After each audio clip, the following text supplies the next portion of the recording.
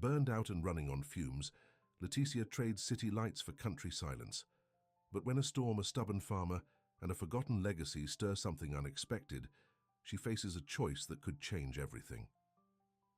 Before we get into the story, comment below where in the world you are watching from today. The taxi bumped along the dusty country road, kicking up clouds of brown dirt behind it. Leticia Ramos stared out the window, watching as the tall buildings of the city faded into endless green fields. At 26, she felt much older. 3 years at the marketing firm had left her with dark circles under her eyes and a persistent headache that even the strongest pills couldn't cure. "You sure this is the right address, miss?" the driver asked, squinting at the GPS. "Seems like the middle of nowhere." Leticia checked her phone again.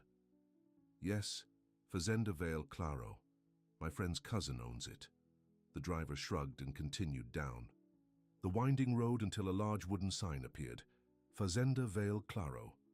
Beyond it stood a sprawling farmhouse with a wide porch, surrounded by fields that stretched as far as the eye could see.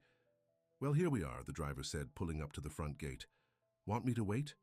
Doesn't look like there's much of a way back to town." "No thanks," Leticia said, handing him cash. "I'm staying for a while." As the taxi drove away, Leticia stood alone with her 2 suitcases, wondering if she'd made a terrible mistake. The silence was overwhelming after years of constant city noise. No car horns, no neighbors arguing through thin apartment walls, no phones ringing in the next cubicle. Just quiet. She took a deep breath. The air smelled different here, clean and fresh with hints of grass and something sweet she couldn't identify. "You must be Leticia." The deep voice startled her. She turned to see a tall man with broad shoulders walking toward her. His skin was tanned from working outdoors, and his dark hair fell across his forehead in a way that suggested he didn't spend much time thinking about appearances. He wore a simple blue work shirt with the sleeves rolled up to his elbows, revealing strong forearms. "Yes, that's me," she replied, extending her hand. "And you are?" "Pedro Alencar. I own Fazenda Vale Claro." His handshake was firm but gentle. "I was beginning to think you weren't coming." "My bus was late," Leticia explained. "I wasn't sure if I should call." Pedro nodded, his expression unreadable. "The phone reception isn't great out here." He picked up both her suitcases with ease. "Come on, I'll show you to your room. You must be tired after the journey." Leticia followed him up the path to the house, trying to match his long strides. "Your cousin Marina told me you needed help organizing old records." "Yes," Pedro said without turning around. "The previous owner, my uncle, wasn't big on paperwork. I've been trying to get things in order since I took over 5 years ago, but there's still a lot to do. The storage sheds are full of boxes, and I need someone to sort through them and digitize what's important." "Sounds simple enough," Leticia said, more to herself than to him. Pedro glanced back at her with a raised eyebrow. "We'll see." The inside of the farmhouse was surprisingly bright and airy, with large windows that let in the afternoon sun. The furniture was old but well maintained, solid wood pieces that had probably been there for generations. "This is the main house," Pedro explained, leading her down a hallway. "The kitchen is through there, and we usually eat dinner at 6. The bathroom is at the end of the hall, and this," he pushed open a door, "is your room." The guest room was small but comfortable, with a single bed covered in a handmade quilt, a wooden dresser and a desk by the window that overlooked fields of what looked like corn. "It's not much," Pedro said, setting down her suitcases, "but it's clean." "It's perfect," Leticia replied honestly. After her tiny apartment in the city, this room felt spacious and peaceful. Pedro nodded. "I'll let you get settled. Dinner's in an hour if you're hungry." After he left, Leticia sat on the edge of the bed, suddenly overwhelmed by the reality of her decision. 6 months ago, she'd been on track for a promotion. Then came the panic attacks in the office bathroom, the sleepless nights, the doctor telling her she needed to make a change before her body made one for her. When Marina mentioned her cousin needed temporary help on his farm, Leticia had laughed it off at first. But the idea had taken root, growing stronger each day until she found herself requesting a 6-month leave of absence from work. Her parents thought she was having a breakdown. Maybe she was. But as she looked out the window at the endless horizon, Something inside her began to unwind for the first time in years. Dinner was a simple affair: roast chicken, potatoes, and vegetables from the farm's garden. Pedro ate quietly, answering Leticia's questions about the farm with short, to-the-point responses. She learned that Fazenda Val Claro had been in his family for 3 generations, that they primarily raised cattle and grew corn, and that there were 5 other workers who lived in cabins on the property. "You'll meet them tomorrow," Pedro said, cutting his chicken with precise movements. João oversees the cattle, Maria and her husband Carlos handle the crops, and the twins, Felipe and Francisco, do everything else. "And what do you do?" Leticia asked. Pedro looked up, his dark eyes meeting hers. "Everything." After dinner, Pedro showed her to the first storage shed behind the main house. He flipped on a light switch, revealing stacks of boxes and old furniture, covered in dust. "Most of these are farm records," he explained, gesturing to the boxes. "Receipts, inventory lists, cattle registrations, property deeds. Some go back 50 years or more. I need to know what's in them, what's important to keep, and what can be thrown away. Anything worth keeping needs to be scanned and organized." On the computer in the office, Leticia surveyed the chaos with growing alarm. There had to be hundreds of boxes. "This might take longer than a month," she said. The corner of Pedro's mouth twitched in what might have been a smile. "That's what I told Marina when she said you were only staying for a month. She insisted you were very efficient." "I am," Leticia said, lifting her chin. "But this is a lot." Pedro shrugged. "Do what you can. The rest will still be here after you leave." There was something in his tone that made Leticia feel like he was testing her, waiting for her to admit it was too much, and give up before she even started. Well, she wouldn't give him the satisfaction. "I'll start first thing tomorrow," she said firmly. Pedro nodded, his expression thoughtful. "Good night then, Leticia." "Good night, Pedro." Later, lying in bed with the window open to let in the cool night air, Leticia listened to the unfamiliar sounds of the countryside: crickets chirping, a distant owl, the soft rustling of leaves in the breeze. So different from the city, where she'd learned to sleep through sirens and neighbors' arguments. She thought about Pedro, with his quiet intensity and those dark eyes that seemed to look right through her. He wasn't at all what she'd expected. Marina had described her cousin as a bit of a loner but nice enough, which hadn't prepared Leticia for the tall, handsome man with calloused hands and few words. Not that it mattered. She wasn't here for romance. She was here to recover, to breathe, to remember who she was before spreadsheets and deadlines took over her life, and to organize old farm records, apparently. With a sigh, Leticia closed her eyes, letting the gentle sounds of the farm lull her to sleep.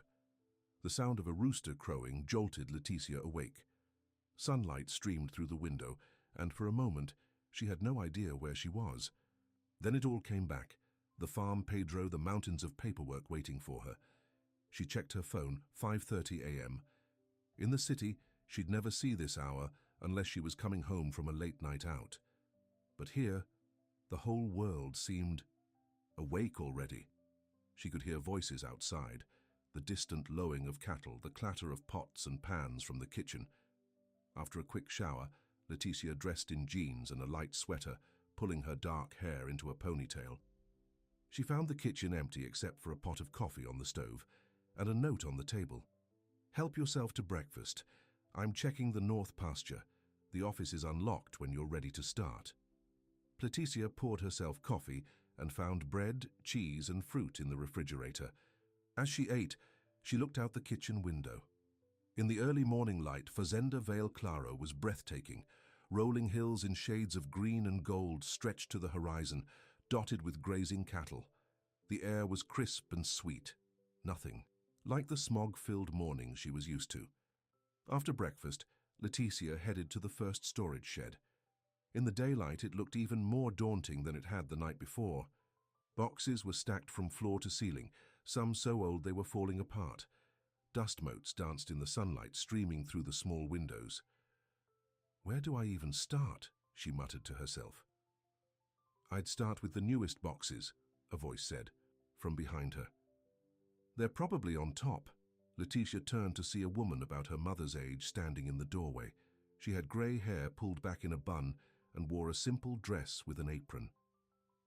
I'm Maria, the woman said with a warm smile. I do the cooking and help with the crops. You must be the city girl Pedro told us about. Leticia, she confirmed, extending her hand. And yes, I'm from the city, though I'm hoping not to be completely useless around here. Maria laughed, a hearty sound that immediately put Leticia at ease. Don't worry about that. Pedro wouldn't have hired you if he thought you were useless. He's a good judge of character, that one. Really?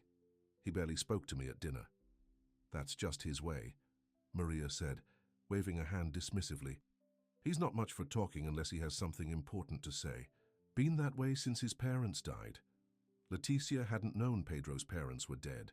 She wondered how young he'd been when it happened, but before she could ask, Maria continued.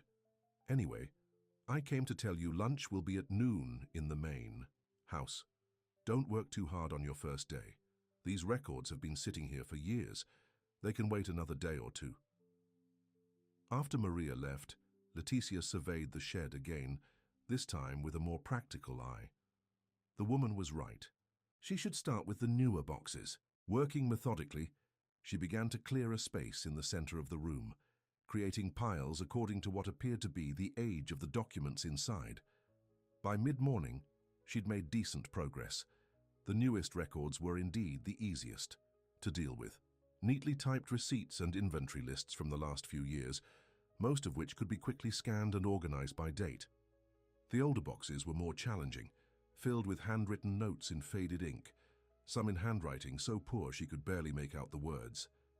She was so absorbed in her work that she didn't notice Pedro standing in the doorway until he cleared his throat.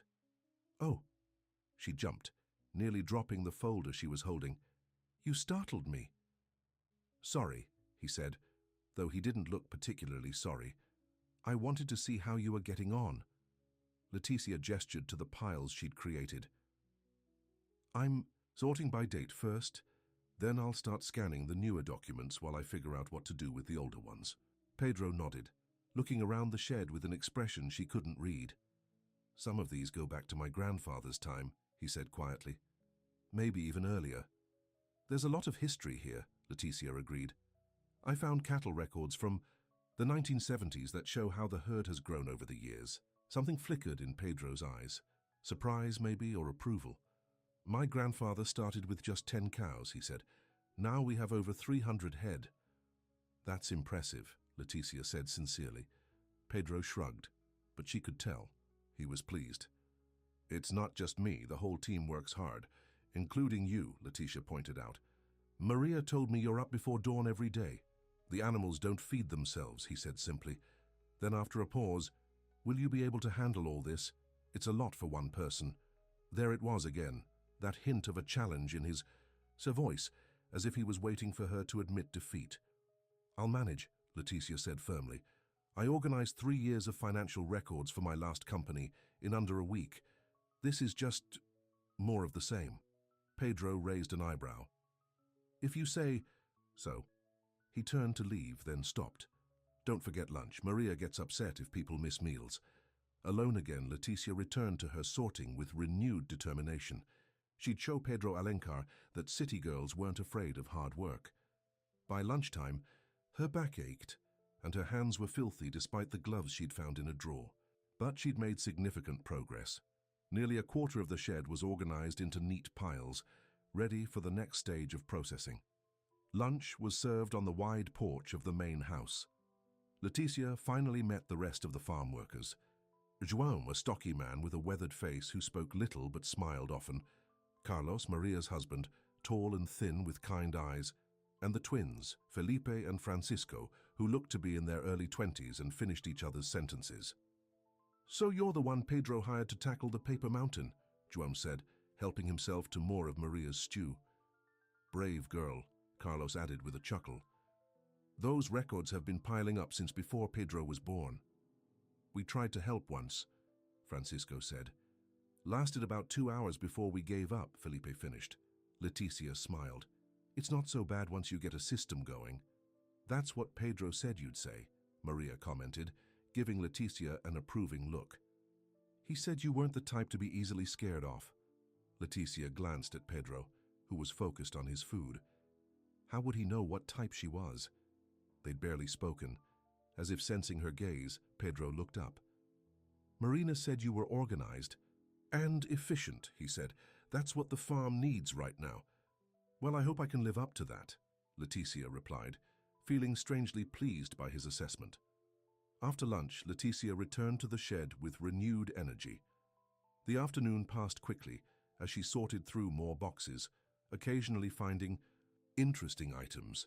A faded photograph of what must have been Pedro's grandparents standing in front of a much smaller farmhouse, a hand-drawn map of the original property, a letter from a bank congratulating Pedro's father on paying off a loan. She was so engrossed in her work that she didn't notice the time until the light coming through the windows began to fade.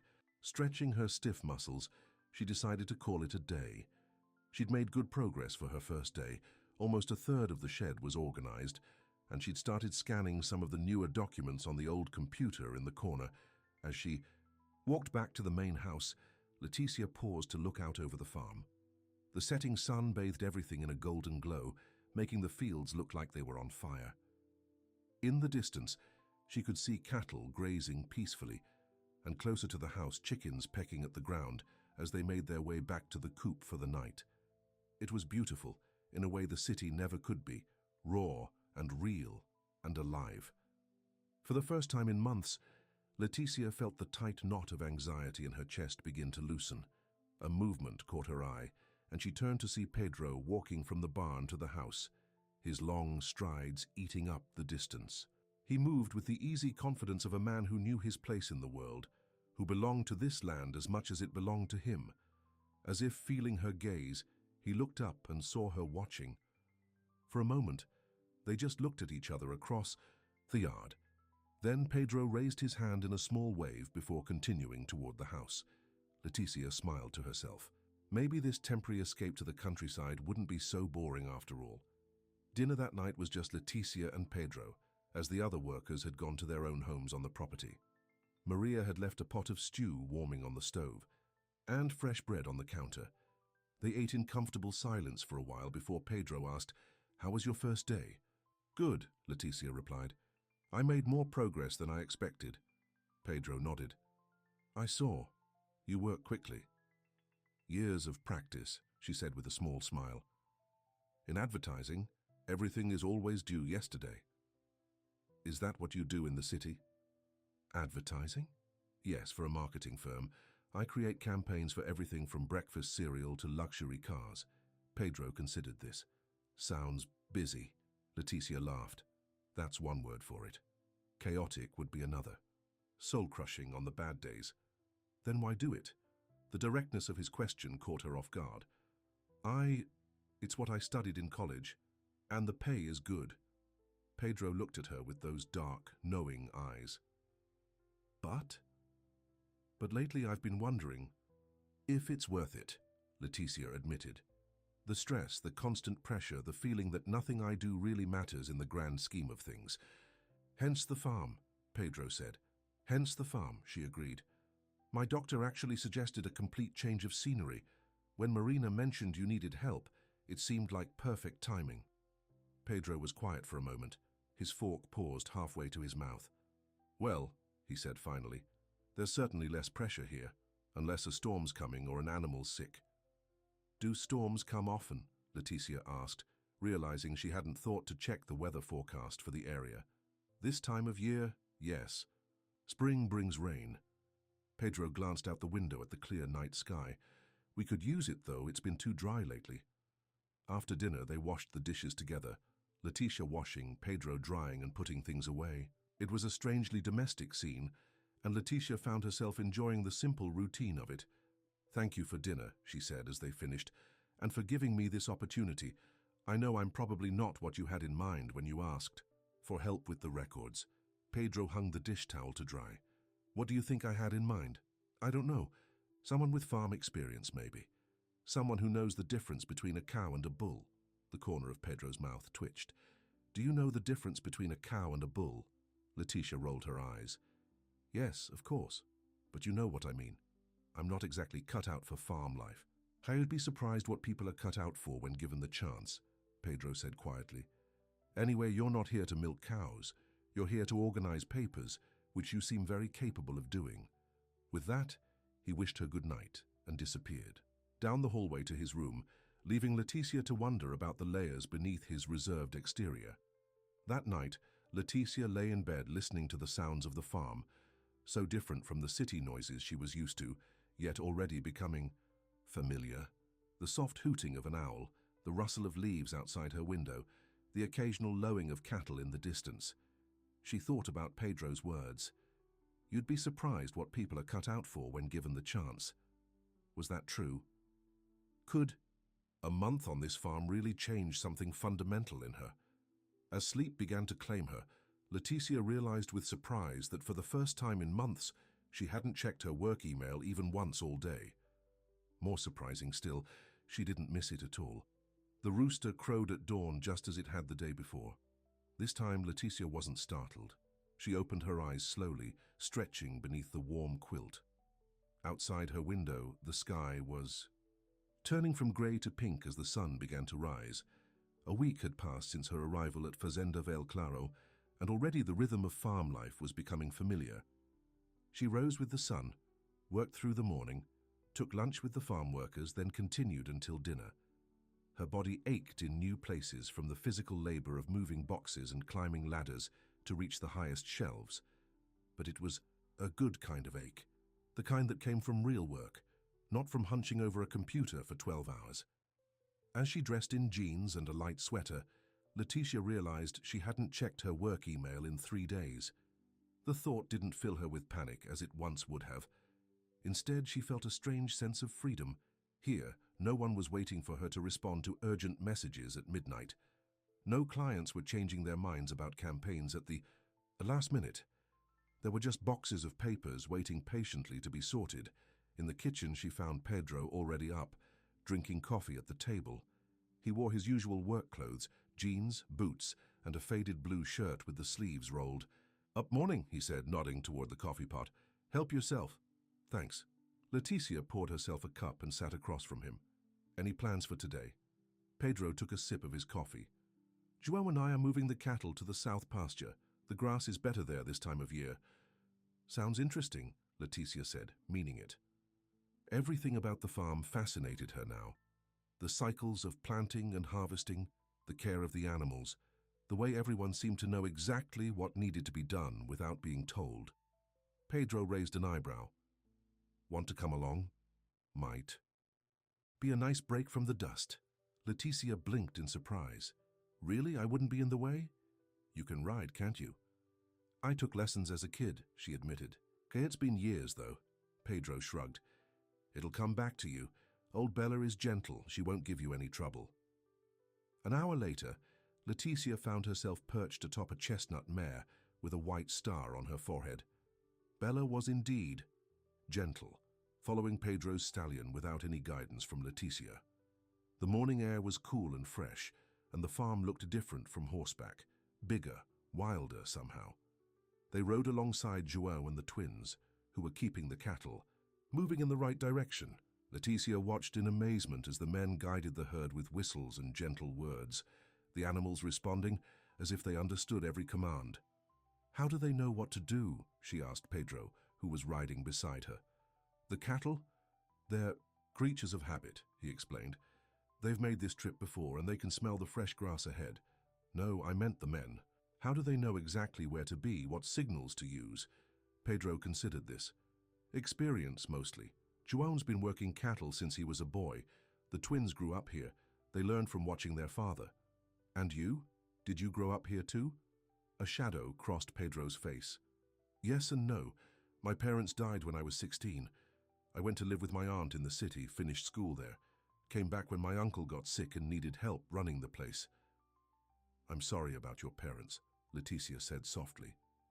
Pedro nodded, his eyes on the horizon. It was a long time ago. They rode in silence for a while, the only sounds the lowing of cattle and the steady rhythm of hooves on earth. Leticia found herself watching Pedro, the confident way he sat in the saddle, the gentle way he guided his horse with the slightest pressure of his knees, the faraway look in his dark eyes as he scanned the land that was his responsibility. There was something about him that drew her, not just his physical presence, though that was certainly attractive enough, but the quiet strength he carried, the sense that he knew exactly who he was and where he belonged. When they reached the south pasture, Leticia watched as the cattle spread out, immediately beginning to graze on the lush grass. The efficiency of it all amazed her, nature and human effort working in perfect harmony. "They seem happy," she observed. Pedro smiled, a real smile that reached his eyes, the first she'd seen from him. "They are. Good grass, clean water, plenty of space to roam. What more could they want?"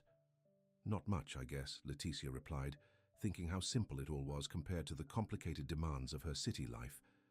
As they rode back to the main house, taking a different route through a wooded area, Pedro pointed out various plants and trees, naming them with the easy familiarity of someone who had grown up surrounded by nature. Leticia tried to remember the names: acacia, jacaranda, ipe, marveling at how much there was to learn about this place. "That tree there," Pedro said, pointing to a massive one with sprawling branches, "is over 100 years old. My grandfather used to sit under it on hot days, said it was the coolest spot on the farm." Leticia looked up at the giant tree, imagining generations of Pedro's family finding shelter beneath its branches. "It's beautiful," she said simply. Pedro nodded, his eyes soft with memory. "Yes, it is." Back at the farm, Leticia returned to her work in the storage shed with renewed energy. The morning ride had left her exhilarated, more alive than she'd felt in months. The dust and chaos of the shed no longer seemed overwhelming, just a challenge to be tackled one box at a time. By late afternoon, she had cleared enough space to set up a proper workstation near the window where the light was best. As she scanned documents into the computer, she found herself smiling at the mundane details of farm life recorded over decades: purchases of feed and equipment, records of rainfall and crop yields, notes about which cows had calved and when. It was all so real, so tied to the earth and the changing seasons. Nothing like the abstract world of marketing campaigns and social media metrics she'd left behind. A knock at the door interrupted her thoughts. Pedro stood in the doorway, holding something in his hands. "Thought you might be getting hungry," he said, placing a plate on her makeshift desk. On it were slices of fresh bread, cheese, and what looked like homemade jam. "Thank you," Leticia said, genuinely touched by the gesture. "You didn't have to do that," Pedro shrugged. "Maria made too much bread this morning, and the blackberry jam is from last summer's harvest." Leticia took a bite of bread topped with cheese and jam. The flavors exploded in her mouth: sharp cheese, sweet berries, and bread still warm from the oven. "This is amazing," she said between bites. A hint of a smile played at the corners of Pedro's mouth. "Everything tastes better when you make it yourself." He stayed while she ate, leaning against the doorframe, his eyes moving over the now half-organized shed. "You've made good progress," he commented. Leticia nodded, wiping crumbs from her mouth. "I found some interesting things. Did you know? Your grandfather kept weather records every day for 30 years. And there are letters from your father to various agricultural agencies about new farming techniques." Pedro's expression softened. "My father was always looking for ways to improve the farm. He was studying agricultural engineering when he met my mother." "That explains all the technical books I found," Leticia said. "I've been setting them aside. Thought you might want to keep them." "I would," Pedro said quietly. "Thank you." Their eyes met, and something passed between them. A moment of understanding, of shared appreciation for the history contained in these dusty boxes. Then Pedro straightened up. "I should let you get back to work. Dinner's at 6, as usual." After he left, Leticia found herself touching the plate he'd brought, thinking about the small kindness it represented. For a man of few words, Pedro Alencar spoke volumes through his actions. The days began to blend together in a pleasant rhythm. Mornings in the storage shed, afternoons scanning documents in the office Pedro had set up for her in a corner of the main house. Sometimes she joined the farm workers for lunch on the porch, listening to their stories about the farm and the surrounding area. Other times she ate alone, content in the peaceful solitude that had once seemed so intimidating. 2 weeks into her stay, she woke to the sound of rain pounding on the roof. Looking out her window, she saw dark clouds covering the sky, turning day into a gloomy twilight. Lightning flashed in the distance, followed by a rumble of thunder. In the kitchen, Maria was making breakfast, humming softly to herself. "Good morning," Leticia said, pouring herself coffee. "Quite a storm," Maria nodded. "First big one of the season. We've been needing it. The fields were getting too dry." She glanced out the window with a worried expression. "Hope it doesn't get too heavy, though. The creek can flood if we get too much at once." Pedro came in then, dripping wet from his morning chores. His hair was plastered to his forehead, and his shirt clung to his broad shoulders. "Morning," he said, accepting the towel Maria handed him. "It's coming down hard out there. Is everything all right?" Leticia asked. Pedro nodded, drying his face. "For now, João and the twins are moving the young calves to higher ground, just in case. Carlos is checking the drainage ditches." "Is there anything I can do to help?" Leticia offered. Pedro looked at her, a flicker of surprise in his eyes. "You could help Maria prepare extra food. If the creek floods, we might have some of the neighbors coming to stay until the waters recede." "Of course," Leticia said immediately. She spent the morning in the kitchen with Maria, kneading bread dough and chopping vegetables for a large pot of stew. Through the window, she could see Pedro and the other men moving about in the rain, checking buildings and equipment, securing anything that might be damaged by the storm. "He works too hard," Maria commented, following Leticia's gaze to where Pedro was reinforcing the door of the chicken coop. "Always has, even as a boy." "Has he always been so?" Leticia searched for the right word. "Reserved?" Maria smiled knowingly. "Not always. Before his parents died, he was different. Laughed more, talked more, the loss changed him. And then when he came back to take over the farm after his uncle passed, he had to grow up fast. Too fast, if you ask me." "How old was he when he took over?" 23, Maria said, shaking her head. "The farm was in bad shape. Drought had killed half the crops, debts were piling up. Everyone said he should sell, but Pedro refused. Worked day and night for years to turn things around." Leticia looked out at the tall figure moving efficiently through the rain, imagining the weight of responsibility he'd carried from such a young age. No wonder he seemed older than his 31 years. By midday, the rain had intensified. The sound of it drumming on the roof was almost deafening, and water streamed down the windows in sheets, blurring the world outside. Pedro came in for lunch, bringing the smell of rain and earth with him. "The creek's rising," he reported grimly. "If it keeps up like this, we'll have flooding by nightfall." As if on cue, the phone rang, an old-fashioned landline that Leticia had noticed but never seen used. Pedro answered it, his expression growing more serious as he listened. "That was the Oliveras," he said after hanging up. "Their place is already starting to flood. They're bringing their livestock here. Their pasture is lower than ours." The afternoon passed in a flurry of activity. Despite the rain, Pedro and the men worked to prepare space in the barns for the neighbors' animals. Leticia and Maria continued cooking, now joined by Carlos's sister, who had walked over from her house on the property, bringing more supplies. As darkness fell, the first of the neighbors arrived, a middle-aged couple driving a truck with a trailer full of frightened goats. More followed, the Silvers with their chickens, the Mendez family with 3 children and a dog, the elderly Senor Costa who lived alone near the creek. Soon the farmhouse was full of people, wet, worried, but grateful for the shelter. Leticia found herself serving stew and bread, pouring coffee, finding dry clothes for the children, making up beds in every available space. In the midst of it all, she caught glimpses of Pedro, directing men where to put animals, reassuring the elderly, lifting a sleeping child from her mother's arms to carry her to a makeshift bed. It was past midnight when things finally quieted down. The guests were settled, the animals secured, and the immediate crisis managed as well as possible. The rain continued to fall, but the initial panic had subsided. Leticia found Pedro on the porch, staring out at the darkness. He looked exhausted. His shoulders slumped under the weight of responsibility for not just his own farm and workers, but now for his neighbors as well. Without thinking, She touched his arm. "You should get some rest," she said gently. "You've been going non-stop since dawn." Pedro glanced down at her hand on his arm, then up at her face. "So have you," he said softly. "I saw you with the Silva children. You were good with them." Leticia smiled. "I have nieces and nephews in the city. I'm used to kids."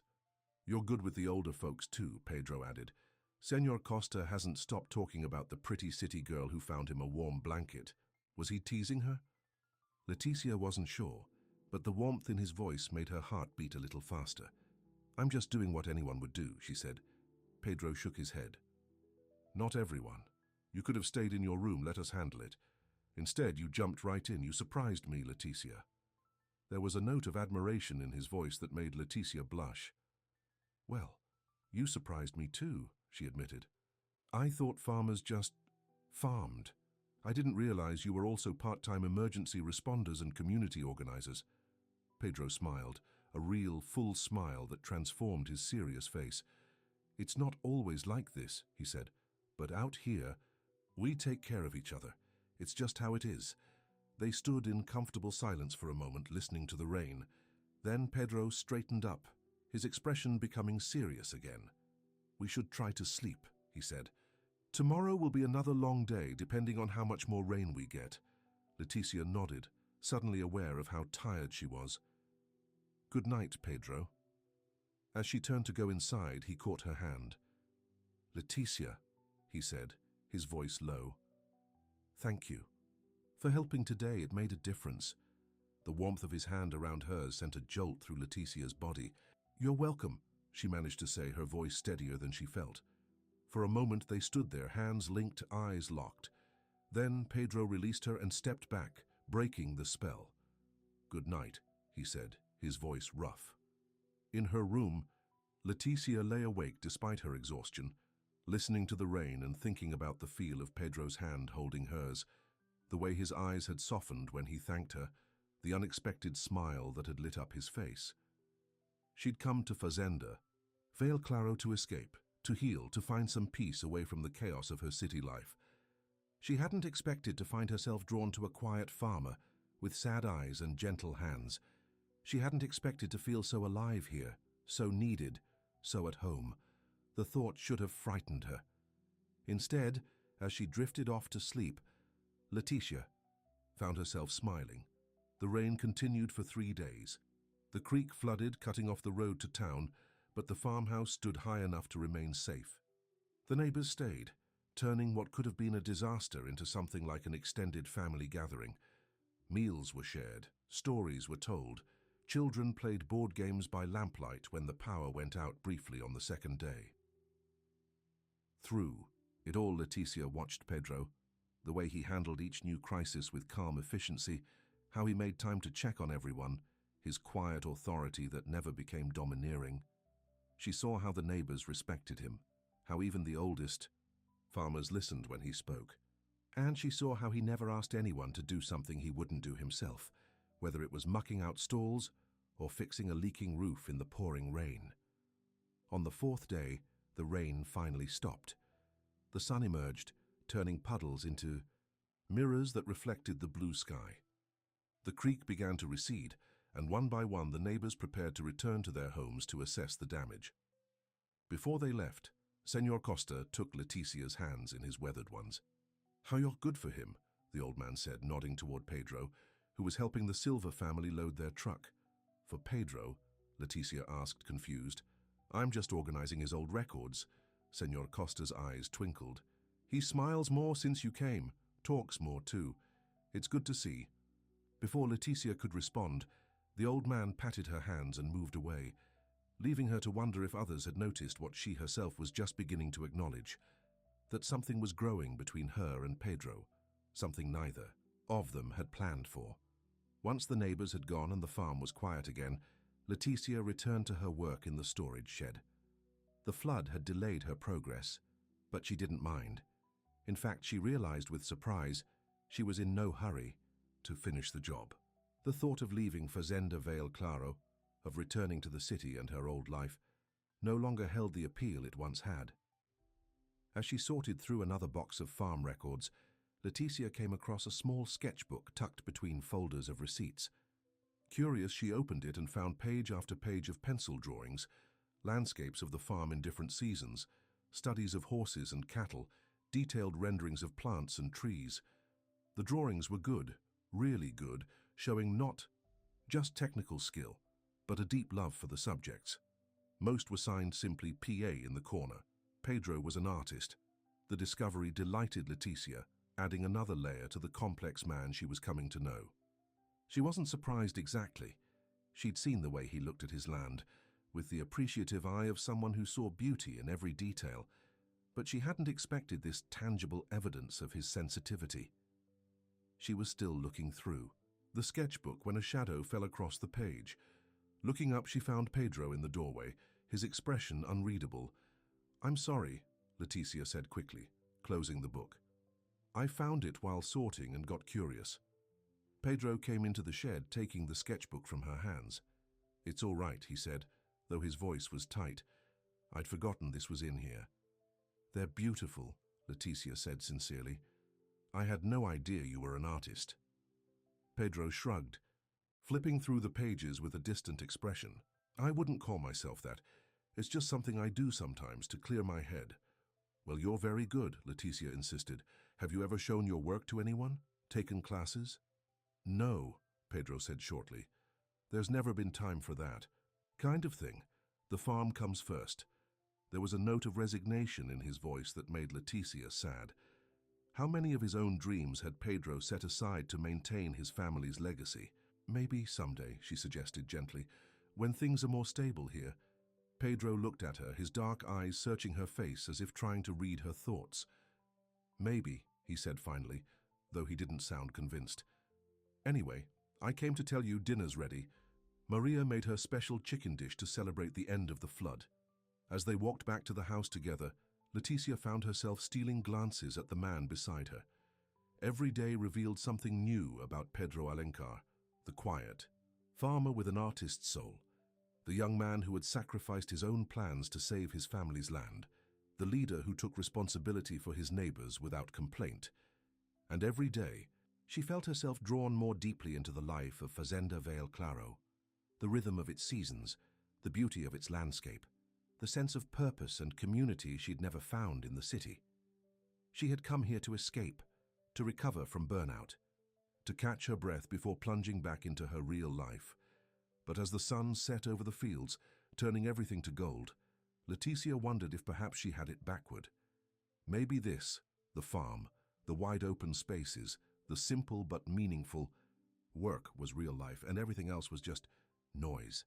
That night, as she lay in bed listening to the familiar sounds of the farm settling for the night, Leticia realized with perfect clarity that she was falling in love, not just with Pedro, though that was happening too, in its own quiet way, but with Fazenda Vale Claro itself, with the land and the animals and the people who cared for both, with the sense of belonging she'd found here, something she'd never even known she was missing. The question was, what would she do about it? Her leave of absence was only for 6 months. Her apartment, her job, her family, they were all waiting for her in the city. This farm was Pedro's life, not hers. And despite the moments of connection they'd shared, despite the way his eyes sometimes lingered on her face, despite Senor Costa's knowing smile, Pedro had never given any indication that he wanted her to stay. Sighing, Leticia turned over, burying her face in the pillow. 1 month had already passed. She had 5 more to figure out what she really wanted, and whether what she wanted was even possible. Outside her window, an owl hooted softly. On the porch, the old rocking chair creaked rhythmically as someone, Pedro, she guessed, sat watching the stars. And in the fields beyond, the cattle slept peacefully, untroubled by thoughts of the future. Another month passed at Fazenda Vale Claro. May turned into June, bringing warmer days and spectacular sunsets that painted the sky in shades of orange and pink. Leticia had settled into a comfortable routine, dividing her time between organizing the farm records and helping with small tasks around the property. She'd made impressive progress with the storage shed.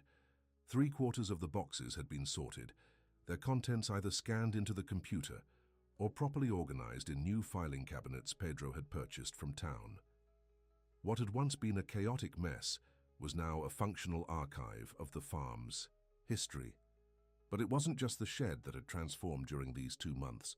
Leticia herself felt different, calmer, stronger, more certain of herself. The panic attacks that had plagued her in the city were gone. She slept soundly each night and woke eager to start each day. Her skin had tanned from working outdoors, and her hands, once manicured and soft, now bore calluses she wore with surprising pride. "You look different," Pedro commented one evening as they sat on the porch after dinner. It had become their habit to spend this time together, watching the sunset and talking about their day. Leticia smiled. "Different how?" Pedro studied her. "Face in the fading light. Healthier, happier?" "I feel healthier. Happier too," she admitted. "Being here, it's been good for me." Pedro nodded, a small smile playing at the corners of his mouth. "The farm has that effect on people, those who belong here anyway." His words hung in the air between them. Those who belong here. Did he count her among them? Did she want him, too? Before she could form a response, the phone rang inside the house. Pedro excused himself to answer it, leaving Leticia to ponder his words as the first stars appeared in the darkening sky. He returned a few minutes later, his expression troubled. "Everything okay?" Leticia asked. Pedro ran a hand through his hair, a gesture she'd come to recognize as a sign of stress. "That was my cousin Marina." "Oh," Leticia perked up. "How is she?" "Fine. She's coming to visit next weekend." Pedro's tone was neutral, but Leticia sensed his unease. "That's nice," she said carefully. "It'll be good to see her again." Pedro nodded, but his mind seemed elsewhere. "She's bringing someone with her, a man she wants me to meet, some agricultural consultant from the city." "I see," Leticia said, though she didn't, not really. "Is that a problem?" Pedro was quiet for a long moment. "The last 3 times Marina has visited, she's brought someone she thinks can help with the farm, a banker who wanted me to take out loans for expansion, a real estate developer who had great ideas for turning part of the property into vacation cabins, a businessman who thought the North Pasture would make a perfect site for a solar farm." Understanding dawned on Leticia. "She wants you to change things." "She wants me to make more money," Pedro corrected, a hard edge to his voice. "Marina never understood why I came back here, why I fought so hard to keep this place going. To her, it's just land and animals, an investment that isn't paying enough dividends." Leticia thought about the Pedro she'd come to know over these past months, the man who knew every inch of his property, who cared for his animals with gentle hands, who'd worked himself to exhaustion to preserve his family's legacy. "But it's more than that to you," she said softly. Pedro looked at her, his dark eyes intense in the gathering darkness. "It's everything to me. This land, these animals, they're not just assets on a balance sheet. They're my responsibility, my purpose." His passion moved her. In the city, she'd known so many people who viewed their work simply as a means to an end. Money for vacations, for restaurants, for designer clothes. But Pedro's connection to Fazenda Valle Claro was something deeper, more meaningful. "I understand," Leticia said, and she meant it. Pedro studied her face as if searching for the truth in her words. Whatever he saw there seemed to satisfy him. His shoulders relaxed slightly. "Anyway," he said, his voice lighter, "it's just for the weekend. I'll listen politely to whatever scheme this consultant has cooked up, then send them on their way." Leticia smiled. "And I'll help distract Marina. I can show her how much progress I've made with the records." Pedro's mouth curved into a rare, full smile. "I'd appreciate that. Marina can be persistent when she gets an idea in her head. Must run in the family," Leticia teased gently. Pedro chuckled, a warm, rich sound that Leticia had heard more frequently in recent weeks. Maybe so. They sat in comfortable silence as night settled fully over the farm. Crickets chirped in the grass, and fireflies began to dance in the darkness beyond the porch. It was peaceful in a way the city never could be, and Leticia found herself wishing she could capture this moment and keep it forever. I should head to bed, she said, finally, though she was reluctant to end their time together. Early start tomorrow. Pedro nodded. Good night, Leticia. As she stood to go, he caught her hand, just as he had that night during the flood. But this time, instead of simply holding it, he turned it over in his thumb brushing lightly. Over her palm, you've changed, he said quietly, looking at the calluses that had formed on her once soft skin. But it suits you. The gentle touch of his thumb against her palm sent shivers up Leticia's arm. Good night, Pedro, she managed to say, her voice not quite steady. Inside her room, Leticia leaned against the closed door, her heart racing. Whatever was growing between her and Pedro was becoming harder to ignore. But what could come of it? In 4 months, she'd be returning to the city, to her job, to her real life. And Pedro would never leave the farm. The thought filled her with a sadness she wasn't prepared for. Marina arrived the following Saturday morning in a sleek silver car that looked comically out of place on the dusty farm road. With her was a tall, thin man in khakis and a button-down shirt that seemed too crisp for the country setting. Leticia, Marina exclaimed, embracing her warmly. Look at you, all tanned and healthy. Country life agrees with you. It really does, Leticia admitted, returning the hug. It's good to see you, Marina. You too, darling. Now let me introduce you to David Santos. He's a consultant with Agritech Solutions. They help farms modernize and maximize profits. David E. shook Leticia's hand with a firm grip. Nice to meet you. Marina's told me about the work you're doing here with the records. Sounds like just what this place needed. A modern perspective. Something in his tone made Leticia bristle. It suggested that Fazenda Vale Claro was somehow backward or deficient, which couldn't be further from the truth. Before she could respond, Pedro appeared from the barn, wiping his hands on a rag. He greeted his cousin with a brief hug, then shook David's hand with polite reserve. Welcome to Fazenda Vale Claro, he said, his voice neutral. I hope you had a good drive from the city. It was long, David replied with a small grimace, but worth it to see this property. Marina's told me a lot about the potential here. Pedro's expression didn't change, but Leticia saw his jaw tighten slightly. Has she? Well, let's get you settled in first. You must be tired after the journey. Marina linked her arm through Leticia's as they walked toward the house. So, has my cousin been behaving himself? She asked in a low voice. He can be such a grump sometimes. Pedro's been wonderful, Leticia replied, more sharply than she intended. He works harder than anyone I've ever known. Marina raised an eyebrow. My, sounds like someone's developed a soft spot for the farmer. Leticia felt her cheeks warm. I just respect what he's doing here, that's all. The farm is amazing. Marina, it's not what I expected at all. It has potential, Marina agreed. That's why I brought David. He's helped dozens of family farms increase their profits by at least 30%. Pedro could do so much more with this place if he'd just be open to new ideas. The farm is doing fine as it is, Leticia said. Defensively, Marina gave her a knowing look. Is it? Or is Pedro just too proud to admit he's barely breaking even most years? This isn't just about making money, Leticia. It's about sustainability. If the farm isn't profitable, it won't survive. Another generation. Her words gave Leticia pause. Was that true?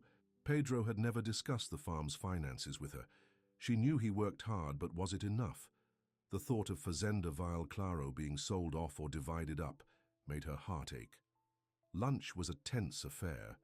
David spoke enthusiastically about technological innovations in agriculture, automated irrigation systems, drone surveillance of crops, soil monitoring sensors. Marina chimed in with questions that seemed designed to highlight the farm's perceived shortcomings. Pedro listened politely, offering short responses when directly asked something, but otherwise remaining silent. Leticia found herself growing increasingly uncomfortable. David's proposals weren't bad ideas in themselves. Some of them might genuinely help the farm, but his delivery suggested that Pedro's traditional methods were outdated, even foolish. There was no acknowledgement of the wisdom that came from generations of working the same land, of knowing its rhythms and peculiarities. After lunch, I'd love a tour, David said, setting down his fork. I've prepared some specific recommendations, but I'd like to see the operation firsthand. Pedro nodded stiffly. Of course. I'll come too, Marina said. I haven't seen the whole property in ages. Actually, Leticia interjected, seeing an opportunity to give Pedro some breathing room, I was hoping you might help me with something. In the storage shed, Marina, I've come across some family photos I can't identify, and I thought you might know who's in them. Marina hesitated, clearly torn between her desire to participate in the farm tour and her curiosity about old family. Pictures. They're quite interesting, Leticia added. Some look like they might be of your parents when they were young. That decided it. All right, Marina agreed. You boys go ahead with your tour. Leticia and I will catch up later. Relief flashed briefly in Pedro's eyes as he glanced at Leticia. She gave him a small smile, hoping he understood she was trying to help. In the storage shed, Leticia did indeed have some photos she'd found while organizing, though not as many as she'd implied. She spread them out on the table while Marina examined them with interest. Oh, this one is my father, and Pedro's father when they were boys, Marina said, pointing to a yellowed photograph of two grinning children sitting on a tractor. They were so close back then. It broke Dad's heart when Uncle Roberto died. Pedro doesn't talk much about his parents, Leticia said carefully. Marina's expression softened. It was a terrible accident. They were driving home from a friend's wedding when their car went off a bridge. Pedro was supposed to be with them, but he'd stayed home with a fever. He was only 16. Leticia felt a pang in her heart, imagining a teenage Pedro, sick in bed, receiving the worst news of his life. That's awful. It was, Marina agreed. My parents took him in afterward. He lived with us in the city until he finished high school. Then he insisted on going to agricultural college instead of the business school my father had picked out for him. Dad was furious. He thought Pedro was throwing away his potential. But Pedro wanted to come back to the farm, Leticia guessed. Marina nodded. Always, even when he was living with us, he spent every weekend and holiday here with our uncle. The farm was the only place he seemed happy. She sighed. I understand it, I do. But I also see how hard he works for such little return. He deserves more than just survival. Leticia thought about Pedro's sketchbook, about the artist's soul hidden beneath the farmer's pragmatic exterior. Maybe survival is enough for him, she said softly. Maybe he finds fulfillment in other ways. Marina studied her face. You really like him, don't you? Leticia felt her cheeks warm. I respect him, she said carefully. Oh, honey. Marina smiled knowingly. It's more than respect. I can see it in your eyes when you talk about him. Leticia busied herself with organizing the photos, avoiding Marina's gaze. It doesn't matter, she said finally. I'm going back to the city in 4 months. My job, my apartment, my life, they're all there. Are they? Marina asked gently. Because you look more alive right now than I've ever seen you. Maybe your life is wherever you choose to put down roots. The words struck Leticia like a physical blow. Could it be that simple? Could she just choose to stay? But what would that mean for her career, her plans, her future? And more importantly, would Pedro even want her to stay? Before she could respond, the door to the shed opened, and Pedro himself appeared, his expression thunderous. Everything okay? Leticia asked, immediately concerned. Fine, Pedro said shortly. Your consultant friend is measuring the north pasture. Apparently it would make an excellent location for a boutique experience farm stay with luxury cabins and guided horseback tours. Marina winced. Pedro, he's just offering suggestions. No one's saying you have to turn the farm into a resort. No? Pedro's voice was tight with suppressed anger. Because he seems pretty convinced that traditional cattle farming is a dying industry and that my best option is to pivot to experiential agriculture. He's trying to help, Marina insisted. The farm barely breaks even most years, Pedro, you know that. One bad season, one sick herd, and you could lose everything. I've managed for 8 years, Pedro said stubbornly, through drought and flood and everything in between. But at what cost? Marina challenged. You work yourself to exhaustion. You never take a day off. You've put your entire life on hold for this place. Pedro's jaw tightened. This place is my life. It doesn't have to be all of it, Marina said, her voice softening. You could have so much more: travel, relationships, a family someday. Leticia felt like an intruder witnessing this family argument. She began to edge toward the door, but Pedro's next words stopped her cold. "I'm happy with my life as it is," he said firmly. "Not everyone needs the things you think they do, Marina. Some of us are content with simpler pleasures." The conviction in his voice sent a chill through Leticia. If Pedro was truly content with his life exactly as it was, alone, focused, entirely on the farm, then there was no place in it for her or for anyone else. Marina must have seen something in Leticia's face because she abruptly changed tactics. All right. I'll tell David to tone down the resort talk, but at least listen to his ideas about the irrigation system. That's practical, not frivolous." Pedro exhaled slowly, some of the tension leaving his shoulders. "Fine, I'll listen, but I'm not promising anything." "That's all I ask," Marina said, patting his arm. "Now, why don't we all go back to the house? I brought a bottle of that wine you like." Pedro nodded, then glanced at Leticia. "Coming?" "In a minute," she said, forcing a smile. "I just want to put these photos away properly." Once they'd gone, Leticia sank into a chair, her thoughts in turmoil. Pedro's words echoed in her mind. "I'm happy with my life as it is." If that was true, then the growing connection between them was leading nowhere. Perhaps she'd misread his small kindnesses, the lingering glances, the way his hand had held hers on the porch. Perhaps to Pedro she was just a temporary helper, a brief diversion from his solitary routine. Nothing more. The thought hurt more than she cared to admit. Dinner that evening was less tense than lunch had been. David, perhaps warned by Marina, focused on practical suggestions for improving farm efficiency rather than transforming its fundamental nature. Pedro listened with grudging interest to ideas about solar-powered water pumps and improved feed mixtures that could increase milk production. Leticia remained quiet, watching the interaction and trying to reconcile the Pedro she thought she knew with the man who had declared himself perfectly content with his solitary existence. After dinner, while Marina and David were engaged in a lively debate about organic certification, Pedro slipped away to the porch. Without thinking, Leticia followed him. He stood at the railing, looking out at the night sky.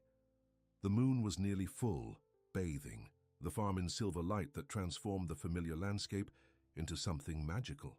"Beautiful night," Leticia said softly, coming to stand beside him. Pedro nodded. "One of the things I missed most in the city was the stars. You can't see them there. Too many lights, too much pollution." "I never noticed their absence," Leticia admitted. "But now I don't think I could live without seeing them again." Pedro glanced at her, his expression thoughtful. "Your time here is half over," he said quietly. 3 months gone, 3 to go." The reminder sent a pang through Leticia's heart. "Yes," she managed to say. "Time flies." "Does it?" Pedro looked back at the stars. "Sometimes it seems to crawl. Other times, he shook his head slightly. "Nothing, just thinking aloud." They stood in silence for a moment. The night sounds of the farm, crickets, distant cattle, the rustle of leaves in the gentle breeze, wrapping around them like a familiar blanket. "Did you mean what you said earlier?"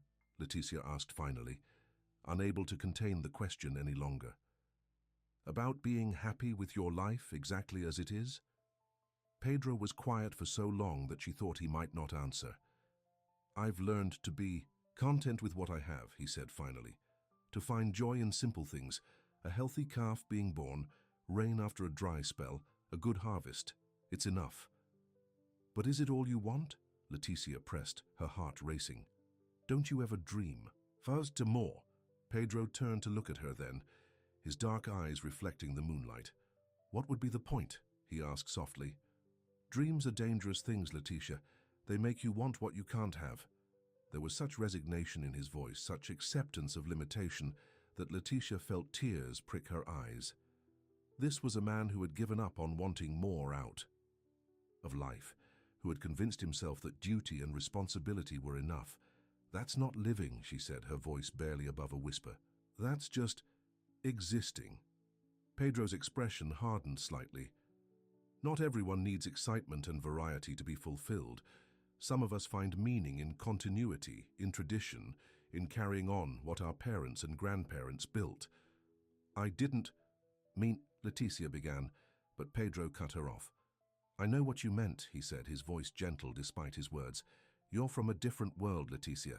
In 3 months you'll go back to it, to crowded streets and tall buildings and important meetings. Gad, that's as it should be. You don't belong here.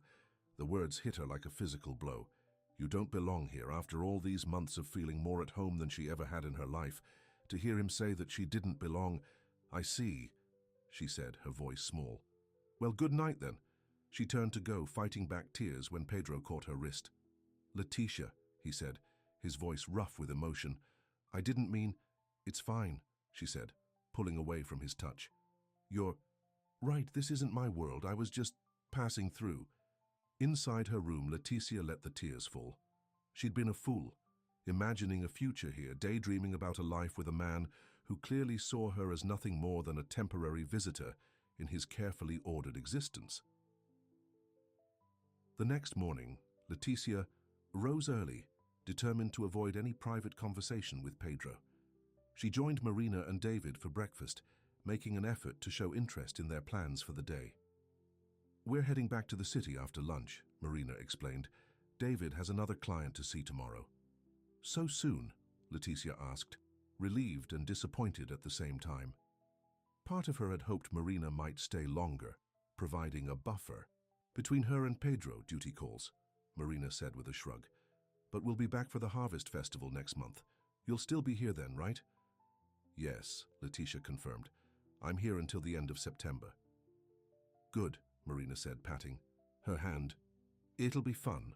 The whole community comes together. There's music and dancing and the best food you've ever tasted. Leticia nodded, trying to muster enthusiasm. Just a few days ago, the prospect of a community festival would have thrilled her. Now the thought of spending another 3 months at Fazenda Val Claro, seeing Pedro every day while knowing he saw no place for her in his future, filled her with dread. Pedro himself was conspicuously absent from breakfast. Joan reported that he'd gone to check on a sick cow in the far pasture and wouldn't be back until mid-morning. Leticia couldn't decide if she was relieved or hurt by his absence. Had he deliberately chosen to avoid her after their conversation last night? She busied herself with work in the storage shed, focusing on the task at hand rather than the confusion in her heart. By lunchtime, she had made significant progress, completing the organization of yet another section of old records. Pedro returned just as they were sitting down to eat. He looked tired with shadows under his eyes, suggesting he hadn't slept well. How's the cow? Joan asked. Better, Pedro replied. The antibiotics seem to be working. He took his seat at the head of the table, his eyes briefly meeting Leticia's, before she quickly looked away. The meal passed in awkward conversation, with Marina and David doing most of the talking while Pedro responded with polite but minimal answers. Leticia remained largely silent, pushing food around her plate with little appetite. After lunch, as Marina and David prepared to leave, Pedro gave his cousin a brief hug. Think about what we discussed, Marina urged him. David can send you more information about those solar pumps. They'd pay for themselves within 2 years. Pedro nodded. I'll consider it. Drive safely. Marina turned to Leticia, embracing her warmly. Take care of yourself, she said in a low voice. And don't give up on him just yet. Pedro's stubborn, but he's not stupid.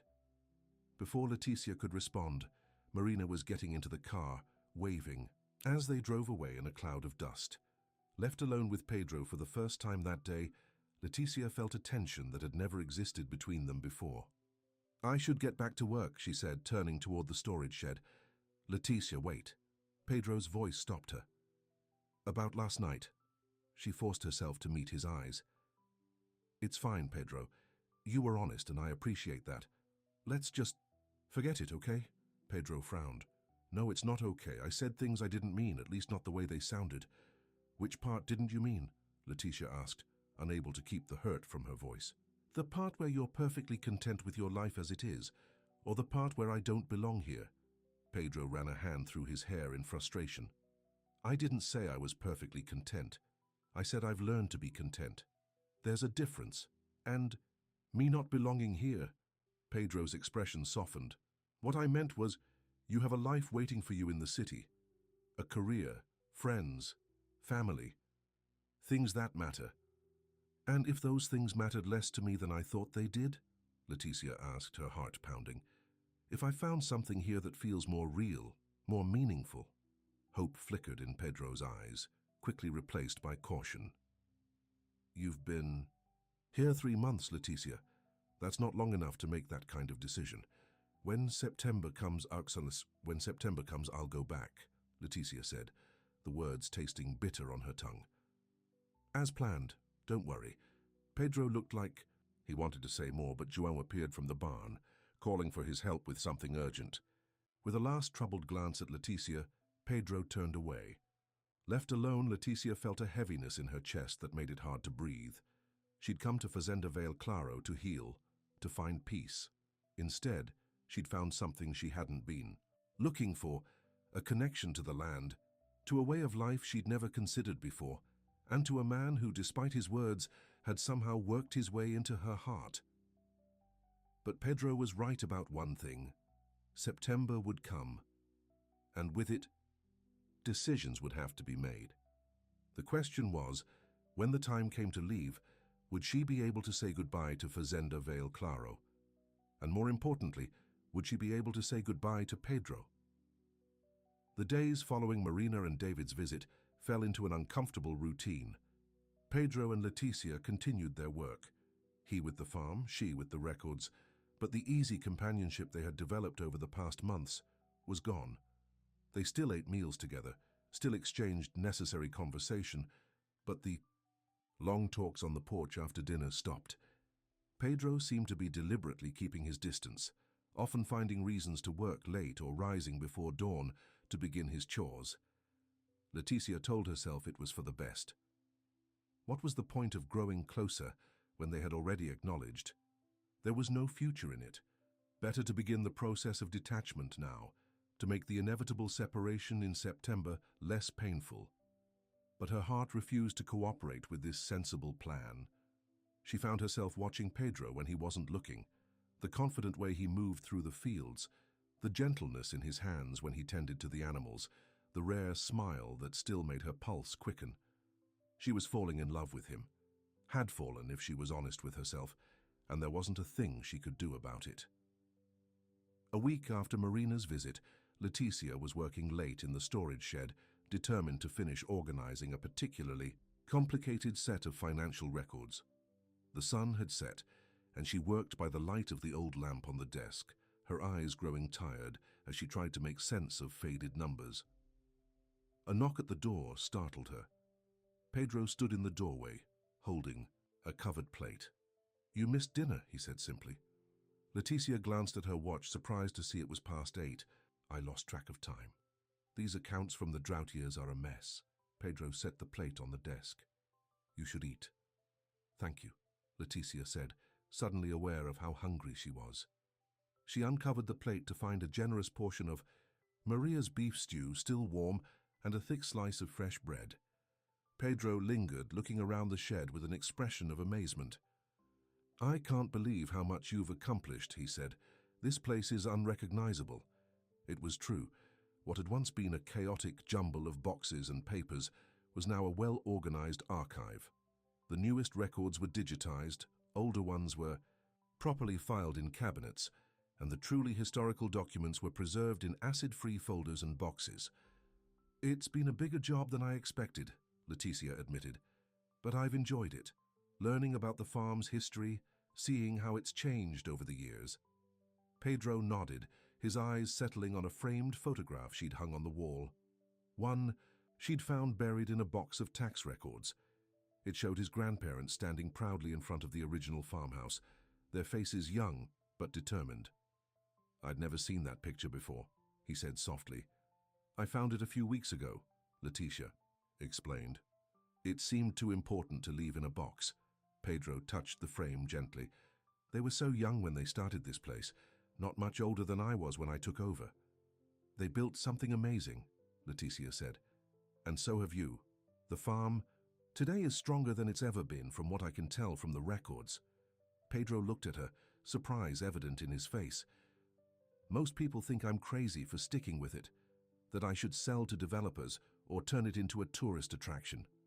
"Most people don't understand what this place means," Leticia said simply. "What it's worth goes beyond money." Something shifted in Pedro's eyes, a warmth that had been absent in recent days. "You understand, though, don't you?" Leticia nodded, her throat tight with emotion. "I do." For a moment, they just looked at each other, the distance of the past, weeks seeming to melt away. Then Pedro glanced down at the papers on her desk. "What are you working on so late?" Leticia sighed. "Trying to make sense of these accounts from 2016, 2017, the drought years.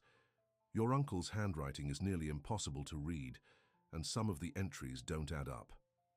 Pedro's expression darkened. "Those were bad years, the worst drought in decades. We lost nearly half the herd, and the crops failed completely." "I can see that from the numbers," Leticia said. "What I don't understand is how the farm survived at all. There was almost no income, but somehow the bills kept getting paid. Your uncle must have had savings." Pedro was quiet for a moment, as if debating whether to tell her something. Then he sighed. "Not savings, a loan. A personal loan that I'm still paying off." Leticia frowned. "I haven't seen any loan documents in the records." "You wouldn't," Pedro said. "It wasn't a bank loan, it was from my father's life insurance policy. The money was supposed to be for my education, my future. My aunt and uncle had been keeping it for me. When the drought hit and the farm was about to go under, I used it all to keep things afloat." The revelation stunned Leticia. That was a huge sacrifice. Pedro shrugged, but she could see the weight of the decision still sat heavy on his shoulders. "It was my inheritance, my choice what to do with it, and I chose the farm." "Does Marina know?" Leticia asked quietly. "No," Pedro admitted. "No one does, except you now. Marina thinks the farm is struggling because I'm stuck in the past, unwilling to modernize. The truth is, we're just now getting back to where we were before the drought. Every extra cent goes to building up reserves for the next bad year, because there will be one. There always is." The honesty of his confession moved Leticia deeply. This was the real reason he lived so simply, worked so hard. Not just tradition or stubbornness, but necessity, and a determination to ensure that his family's legacy wouldn't be lost on his watch. "Thank you for telling me," she said softly. Pedro met her eyes. "You deserved to know. You've put so much work into organizing these records, making sense of the farm's history. It didn't seem right to keep that part from you." There was something else in his voice, something left unsaid. Leticia felt her heart beat faster as Pedro took a step closer to her desk. "The truth is, Leticia," he said, his voice low, "you've become important to the farm, important to me." The words hung in the air between them, weighted with meaning. Leticia hardly dared to breathe, afraid to break the moment. "I know you're leaving in September," Pedro continued, his eyes never leaving hers. "I know you have a life waiting for you in the city. But these past 3 months with you here, they've been the best months I've had in years." Leticia stood slowly, her legs unsteady. "Pedro." "You don't have to say anything," he said quickly. "I just wanted you to know. Whatever happens when September comes, I'm grateful for the time you've been here." Before Leticia could respond, a crash of thunder shook the small building. They both jumped, the spell broken. "Storm's coming," Pedro said, moving toward the door. "We should head back to the house before it hits." As if on cue, rain began to patter on the roof, quickly intensifying to a downpour. Pedro looked out at the darkened yard now being lashed by wind and water. "Too late," he said. "We'll get soaked if we try to make it to the house now." Leticia came to stand beside him, watching the storm transform the familiar farm into a wild, elemental landscape. Lightning flashed, illuminating Pedro's face in stark relief. The strong jaw, the straight nose, the dark eyes that turned to meet hers. "Looks like we're stuck here for a while," she said softly. Pedro nodded, his gaze dropping briefly to her lips before he looked away. "I should check that all the windows are closed." As he moved around the small shed, securing windows, against the driving rain, Leticia tried to calm her racing heart. Pedro had just admitted that she was important to him. that the time they'd spent together had meant something. It wasn't a declaration of love, but it was more than she'd allowed herself to hope for after their conversation on the porch. "What now?" she asked when he'd finished with the windows. Pedro glanced at the old couch in the corner, a relic from his grandfather's day that they'd uncovered during the cleaning process. "We wait out the storm, I guess." They sat on opposite ends of the couch, the space between them charged with unspoken words.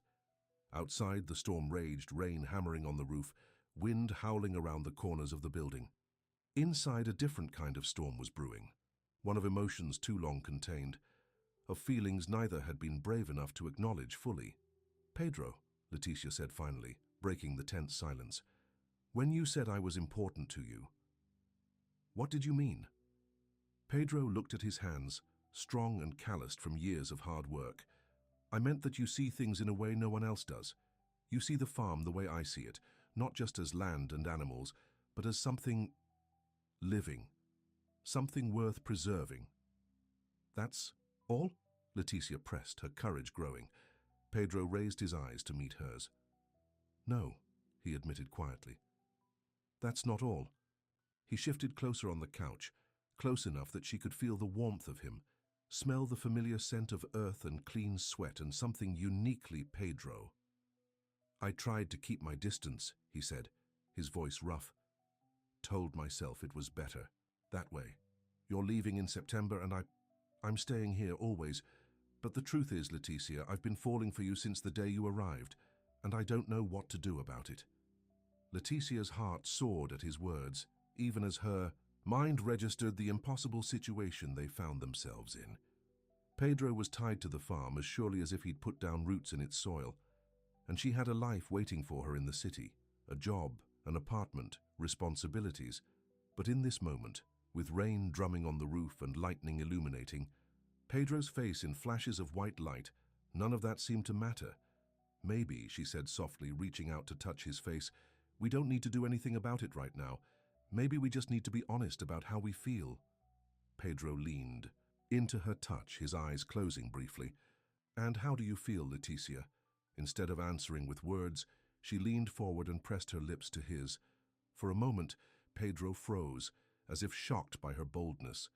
Then his arms came around her, pulling her closer as he returned the kiss, with a hunger that matched her own. When they finally broke apart, both breathing hard, Pedro rested his forehead against hers.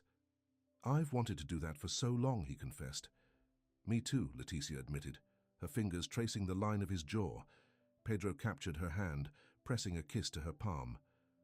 "But September is still coming," he said, his voice tinged with sadness.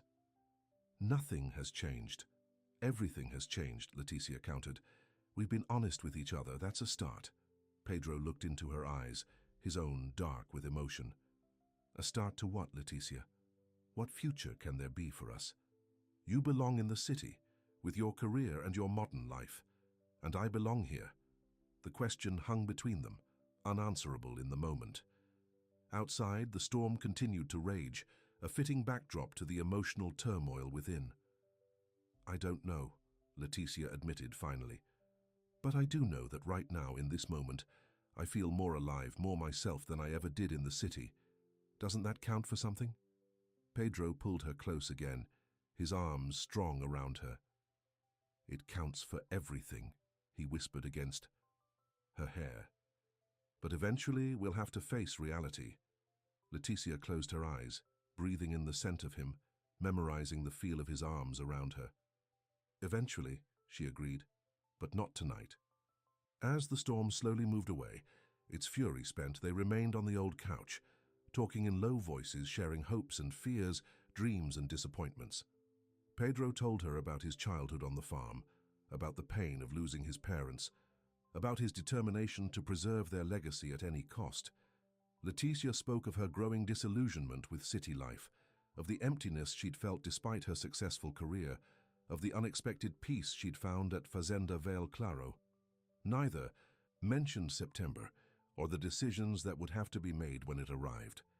For this one night, they allowed themselves to exist in a bubble where only the present mattered, a present where they had finally acknowledged the feelings growing between them. As the first light of dawn crept through the windows, Pedro reluctantly stood.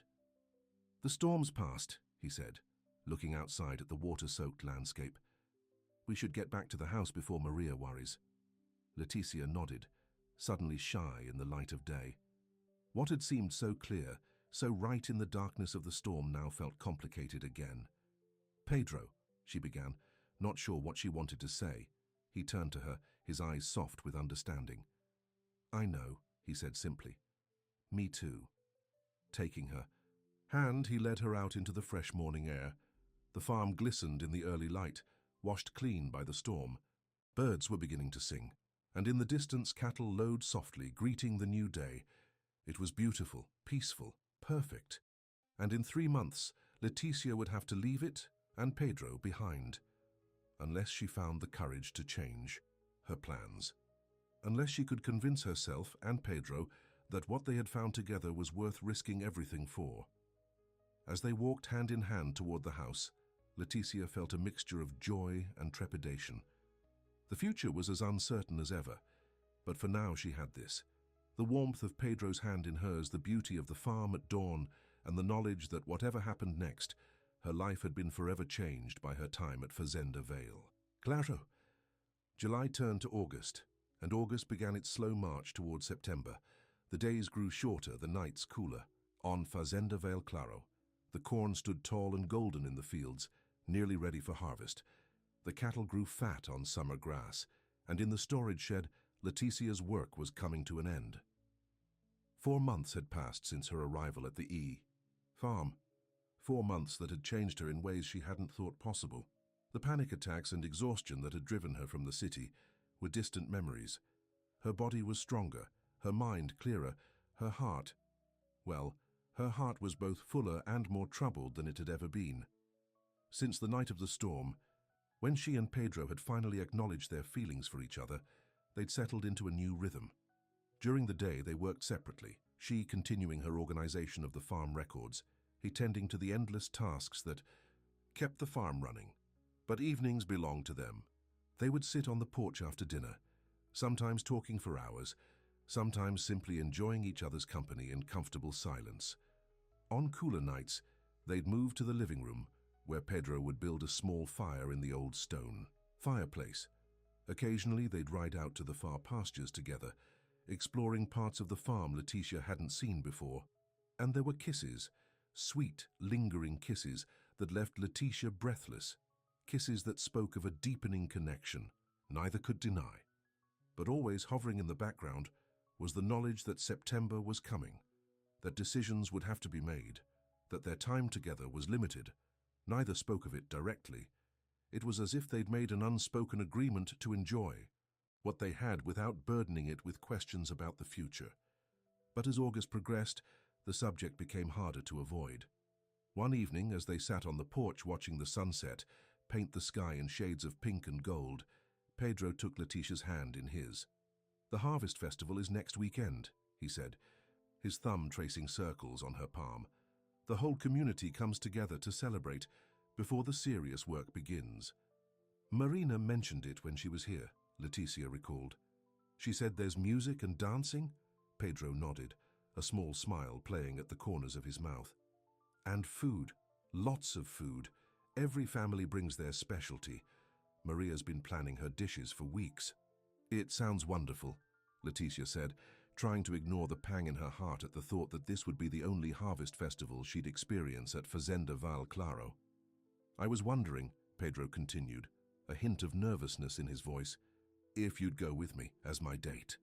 The simple request made Leticia's heart skip a beat. In the months they'd been growing closer, they'd never defined what was happening between them, never put a label on it. "I'd love to," she said softly. Pedro's smile widened, reaching his eyes in a way that made her breath catch. "Good," he said, squeezing her hand. Then more hesitantly, "People will talk, you know, about us." "Does that bother you?" Leticia asked. Pedro shook his head. "No, but I wanted to make sure it wouldn't bother you. This community, everyone, knows everyone's business. There are no secrets in a small town." "I don't mind," Leticia assured him. "I'm not ashamed of how I feel about you, Pedro. His dark eyes searched her face. "And how do you feel?"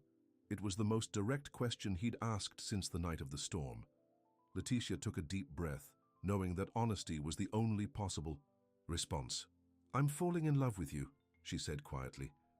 "Actually, that's not quite right. I've already fallen." Pedro's expression softened, his eyes warm with emotion. "I love you too, Leticia," he said, his voice low and certain. "I think I have since that first morning, when I saw you standing in the kitchen looking out at the fields like you were seeing something precious." Joy bloomed in Leticia's chest at his words. For this moment at least, nothing else mattered. Not her job waiting in the city, not the approaching end of her time at the farm. Just the knowledge that Pedro Alencar loved her, and she loved him in return. He pulled her close, his kiss gentle at first, then deepening with a hunger that matched her own. When they finally broke apart, both breathing hard, Pedro rested his forehead against hers. "We should talk about what happens next," he said reluctantly. "September is only a few weeks away." Reality crashed back, dampening the glow of their shared declaration. "I know," Leticia sighed. "My leave of absence ends on the 30th. I'm expected back at work on October 1st. "And the storage shed is almost finished," Pedro added. "Another week, maybe two, and you'll have completed everything we hired you to do." The reminder stung, though Leticia knew he didn't mean it that way. "Yes," she agreed. "The job is almost done." Pedro pulled back slightly, his eyes serious as they met hers. "But what about us, Leticia? What happens to us when September ends?" It was the question she'd been avoiding for weeks. The question that kept her awake at night, staring at the ceiling of her small room, trying to imagine a future that didn't tear her heart in two. "I don't know," she admitted. "I have responsibilities in the city, my job, my apartment, my family." "I understand," Pedro said, though the sadness in his eyes belied his words. "You have a life there, a good one. But I've found something. Here too," Leticia continued, needing him to understand. "Something I never expected. With you, with this farm, I feel like I've finally found where I belong." Hope flickered in Pedro's expression. "Are you saying—" "I'm saying I don't know what to do," Leticia confessed. "I've spent years building my career. It's all I thought, I wanted. But now, Pedro prompted gently. "Now I'm not so sure," she finished. "The thought of going back to that life, the stress, the endless meetings, the feeling that nothing I do really matters, it makes me feel like I can't breathe." Pedro was quiet for a long moment, his thumb still tracing patterns on her hand. "What if," he said finally, "you didn't have to decide right away?" Leticia looked at him questioningly. "What do you mean?" "What if you went back for a while, fulfilled your obligations, tied up loose ends, but with the understanding that you could come back here if that's what you decide you want?" The suggestion made Leticia's heart lighten. "You'd wait for me?" Pedro smiled, tucking a strand of hair behind her ear. "Leticia, I've spent my whole adult life waiting for something I couldn't name. Now I know what it was. It was you." Tears pricked at her eyes. "But what about your life here? You said yourself that the farm is everything to you." "It is," Pedro acknowledged, "and that hasn't changed. But you've helped me see that there can be more to my life than just work and responsibility, that I can have the farm and have love too. So we'd try—" "What?" "A long-distance relationship while I figure things out." Pedro nodded. "For as long as it takes, and if you decide the city is where you belong after all, I'll understand. At least we'll have had this time together." It wasn't a perfect solution. The thought of leaving Fazenda Vale Claro, leaving Pedro, still filled Leticia with dread. But the alternative, making a hasty decision she might regret, was worse. "Okay," she agreed softly. "I'll go back, at least temporarily. And we'll see what happens." Pedro kissed her again, sealing their agreement. But as the sun disappeared below the horizon, casting long shadows across the farm, Leticia couldn't help wondering if they were just postponing the inevitable heartbreak. The Harvest Festival was held in the town square, a simple space transformed by strings of lights, tables laden with food, and a wooden platform where a local band played lively music. The entire community had turned out, from babies in arms to grey-haired elders who sat in chairs around the perimeter, tapping their feet to the music. Leticia wore a simple sundress she'd bought on a trip into town, her hair loose around her shoulders. When Pedro picked her up at the farmhouse, his eyes had widened in appreciation. "You look beautiful," he'd said simply, making her blush like a teenager on her first date. Pedro himself had traded his work clothes for clean jeans and a button-down shirt, his dark hair still damp from the shower. He'd offered her his arm with old-fashioned courtesy, and they'd driven to town in his truck, the windows down to catch the cool evening breeze. Now, as they moved among the crowd, Leticia was aware of curious glances and whispered comments. It seemed Pedro had been right. Their relationship was already the subject of local gossip. "Pedro," a voice called. They turned to see Señor Costa approaching, leaning on a cane but moving with surprising speed for his age. "And the lovely Leticia. I was hoping you two would come together."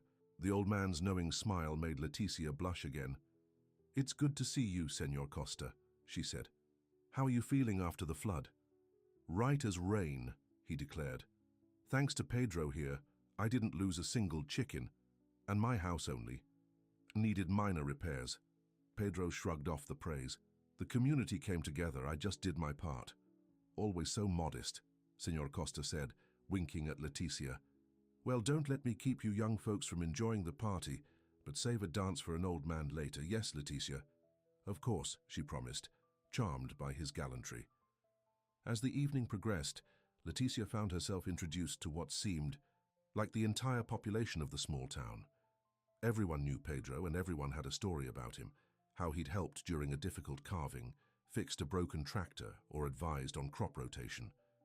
The respect the community had for him was evident in every interaction. "You're quite the local hero," Leticia teased as they filled plates with food from the communal tables. Pedro looked embarrassed. "Hardly. In a place this small, we all depend on each other. I just do what needs doing, same as everyone else." "Not according to Mrs. Silva," Leticia countered. "She says you're the reason her family didn't lose their farm during the drought." Pedro frowned slightly. "I just helped them restructure some loans and find buyers for their specialty cheese. It wasn't a big deal." "It was to them," Leticia said softly.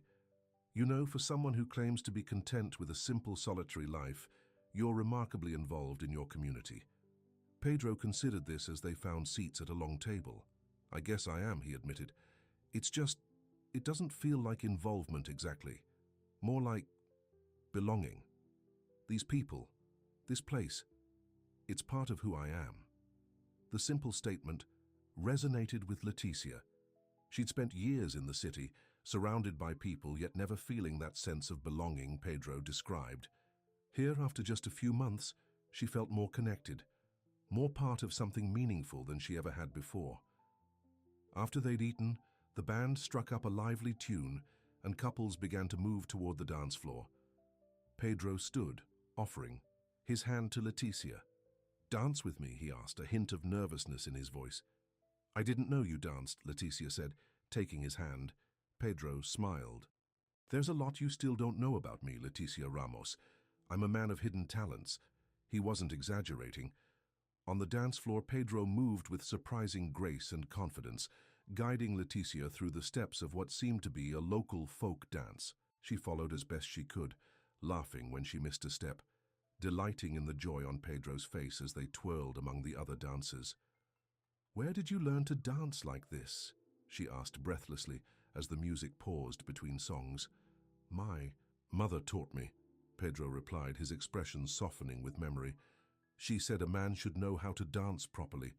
My father had 2 left feet, but she made sure I wouldn't follow in his footsteps."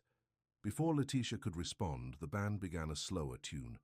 Pedro drew her closer, one hand at the small of her back, the other holding hers against his chest. They swayed gently to the music, their bodies fitting together perfectly. "Everyone's watching us," Leticia murmured, aware of the curious eyes following their movement. "Let them watch," Pedro said, his voice low in her ear. "I'm proud to be here with you." The simple declaration made Leticia's heart swell. This was what had been missing from her relationships in the city, this quiet certainty, this feeling of rightness, With Pedro, she never felt like she had to be anyone other than herself. He saw her, truly saw her, and loved what he saw. As the evening wore on, they danced, talked with neighbors, and even took a turn watching the youngest children while their parents enjoyed a few minutes of adult conversation. Leticia found herself imagining what it would be like to be a permanent part of this community, to know these people year after year, to watch the children grow, to share in the joys and sorrows of small-town life. The image was so vivid, so appealing, that it made her throat tight with emotion. Later, as Pedro drove them back to the farm, the truck's headlights cutting through the darkness, Leticia leaned her head against his shoulder. "Thank you," she said softly, "for tonight, for everything." Pedro glanced at her, his profile illuminated by the dashboard lights. "You're welcome. Did you have a good time?" "The best," Leticia assured him. "I've never experienced anything like it. It happens every year," Pedro said, returning his attention to the road. "Different seasons, different celebrations. Harvest in the fall, planting in the spring. Christmas, Easter, midsummer. The whole community comes together, just like tonight." The casual description of the cycle of celebrations made Leticia's heart ache. There would be so many gatherings she would miss once she returned to the city, so many moments with Pedro she would never experience. As if reading her thoughts, Pedro reached for her hand. "Don't think about it tonight," he said gently. "Let's just enjoy the time we have." Leticia nodded, pushing away the melancholy thoughts. "You're right. Tonight was perfect. Let's leave it at that." The remaining weeks of August passed too quickly. Leticia finished organizing the storage shed, creating a digital catalogue of all the farm's important documents and a physical filing system for the historical records that couldn't be scanned. She trained Maria's youngest daughter, Anna, to maintain the system going forward. "It's all very logical," she explained to the bright-eyed 17-year-old. "Financial records here, cattle records there, property documents in this cabinet, and everything's labeled clearly." Anna nodded, taking careful notes. "I'll take good care of it," she promised. "Pedro says this is the most important project anyone's done for the farm in years." The praise warmed Leticia, even as it reminded her that her task was complete. Her reason for being at Fazenda Val Claro was finished. All that remained was the counting down of days until her departure. Pedro had begun to grow quieter as September approached.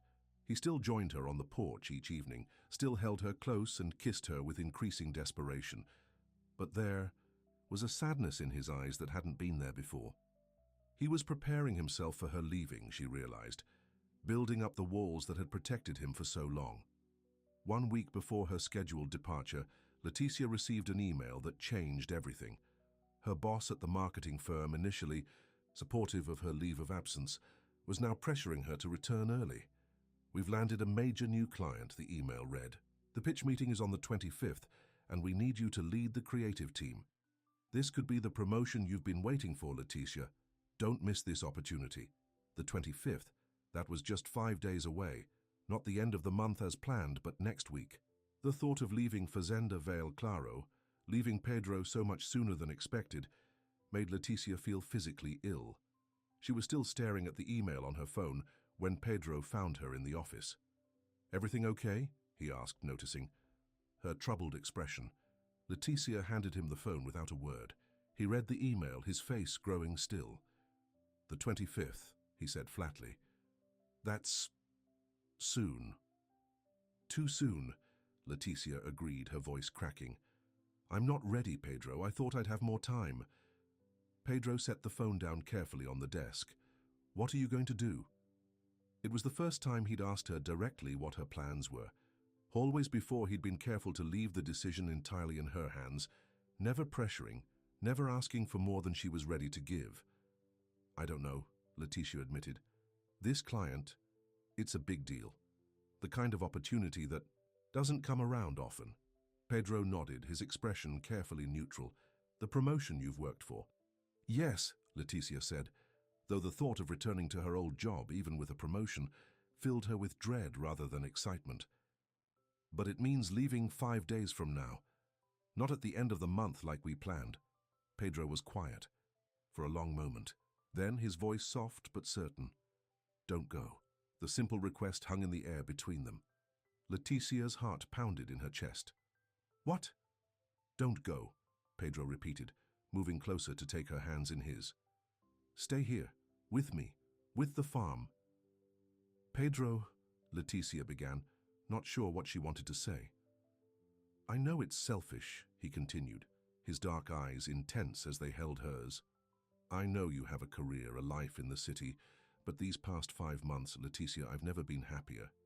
And I hope, you've been happy too. I have, she whispered, tears filling her eyes. Happier than I ever thought possible. Then, stay, Pedro urged. Not just for a visit, not temporarily, stay for good. Leticia's mind raced. Stay at Fazenda Vale Claro permanently, give up her career, her apartment, her city life? It was a huge decision, one that would change the course of her future completely. What would I do here, she asked, the practical question escaping before she could stop it. Pedro smiled slightly. Whatever you want, continue working with the farm records. There's still plenty to digitize and organize. Help with the farm management. You've got skills I don't have when it comes to marketing and business planning. Or find something else entirely that makes you happy. And us? Leticia pressed. What about us? Pedro's expression softened. I love you, Leticia. I want to build a life with you. Here on the farm, if that's what you want too. The certainty in his voice, the love in his eyes, it was everything Leticia had dreamed of finding. And yet, I need time to think, she said finally. This isn't a small decision, Pedro. Disappointment flickered across his face, quickly replaced by understanding. Of course, he said, releasing her hands. Take all the time you need. But time was exactly what she didn't have. 5 days until she was expected back in the city. 5 days to decide the direction of her life. That night, alone in her room, Leticia made a list. The kind of practical pros and cons list she'd always relied on for big decisions. On one side, she wrote city life. On the other, farm life. Under city life, she listed career opportunities. Higher salary, restaurants and theaters, close to family and friends, familiar routine. Under farm life, she wrote Pedro, peace, purpose, connection to nature, community, healthier lifestyle. She stared at the 2 columns, knowing that no list could capture the real choice she was facing. It wasn't just about location or lifestyle. It was about identity. Who was she really? The ambitious city professional she'd been for years? Or the woman who'd found unexpected joy in the simplicity of farm life? And more importantly, which version of herself was happier, more fulfilled, more alive? The answer, when she allowed herself to acknowledge it, was clear. The panic attacks, the exhaustion, the sense of emptiness that had driven her to Fazenda Vale Claro in the first place, those had been her body and mind telling her that something was wrong with her city life, long before she was ready to admit it consciously. Here on the farm she'd found healing, found purpose, found love. But was that enough to base such a life-changing decision on? What if it didn't last? What if, 6 months from now, she missed her old life desperately and resented Pedro for asking her to give it up? Sighing, Leticia set the list aside. She wouldn't find her answer on paper. She needed to look deeper, to listen to what her heart was telling her. She picked up her phone and dialed a familiar number. Leticia? Her mother's voice was surprised. Is everything all right? It's late. I'm fine, Mom, Leticia assured her. I need some advice. She explained the situation as clearly as she could. The job opportunity, Pedro's request that she stay, her own conflicted feelings. Her mother was quiet for a moment after Leticia finished. Then, you love him, this farmer? Yes, Leticia admitted. More than I thought possible. And the farm, you love it too? Leticia thought about the peaceful mornings, the satisfaction of honest work, the beauty of the land in all its moods. Yes, she said softly. I do. Then the answer seems simple to me, her mother said. You follow your heart. But my career, everything I've worked for, We'll still be there if you change your mind, her mother interrupted gently. Leticia, I've watched you work yourself to exhaustion for years. You were successful, yes, but were you happy? The question struck home. I thought I was, Leticia said slowly. Or at least I thought success would eventually make me happy. And now I know that happiness isn't something you achieve, Leticia realized. It's something you live, every day. Her mother's smile was audible in her voice. It sounds like you've already made your decision. Perhaps she had. Thanking her mother, Leticia hung up and went to the window, looking out at the farm bathed in moonlight. The fields, the barns, the old acacia tree in the distance. All of it had become so dear to her in such a short time. Could she really leave it behind? Leave Pedro behind? The thought made her chest tighten with the familiar feeling of panic. But this time, it wasn't the thought of staying that frightened her. It was the thought of leaving. The next morning, Leticia found Pedro in the barn, checking on a calf that had been born the previous week. He looked up as she entered, his expression carefully neutral. "Morning," he said, his voice revealing nothing of his thoughts. "Morning," Leticia replied, suddenly nervous. She'd rehearsed what she wanted to say, but now faced with Pedro's guarded eyes, the words stuck in her throat. The calf nudged Pedro's hand, demanding attention. He smiled slightly, scratching behind its ears. "This little one's doing well," he commented. "Strong lungs, good appetite." "That's good," Leticia said, watching the gentle way Pedro handled the animal. It was one of the things she loved most about him, his innate kindness, his care for all living things. Taking a deep breath, she plunged ahead. "I emailed my boss last night." Pedro's hand stilled on the calf's head. "Oh?" he said, his voice carefully even. "I told him I wouldn't be returning on the 25th, Leticia continued. "Or at all." Pedro looked up sharply, hope and disbelief warring in his eyes. "What are you saying, Leticia?" She moved closer, her heart pounding, but her mind clear. "I'm saying I want to stay, Pedro, here, at Fazenda Val Claro, with you." For a moment, Pedro just stared at her, as if afraid to believe what he was hearing. Then, in 2 quick strides, he crossed the space between them and pulled her into his arms. "Are you sure?" he asked, his voice rough with emotion. "I don't want you to regret this, to resent me later." Leticia silenced him with a kiss. "I'm sure," she said when they broke apart. "I've never been more certain of anything. This place, this life, it's where I belong, where I want to be." Pedro's smile was like the sun breaking through clouds. "I love you," he said simply. "I'll spend every day making sure you never regret this decision."